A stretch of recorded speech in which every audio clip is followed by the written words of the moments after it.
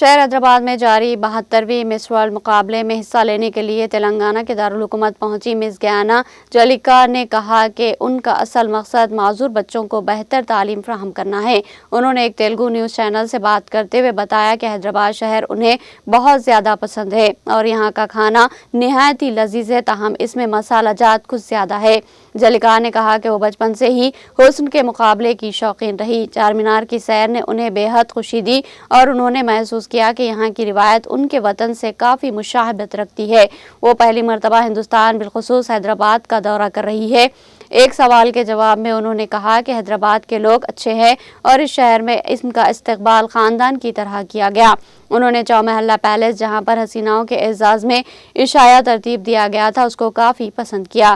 یہاں کی موسیقی شاندار ہے جو ان کے ملک کے ثقافت کی یاد دلاتی ہے۔ ہندوستان ان کے لیے گھر کی مانند ہے کیونکہ یہاں کی ثقافت اور روایت میں یکسانیت ہے۔ چار مینار کے دورے کے سلسلے میں انہوں نے کہا کہ انہیں کافی اچھا لگا اور اس کی تاریخ جان کر انہیں کافی خوشی ہوئی ہے۔ انہوں نے کہا کہ ان کا مقصد ان معذور بچوں کو تعلیم کی فراہمی ہے۔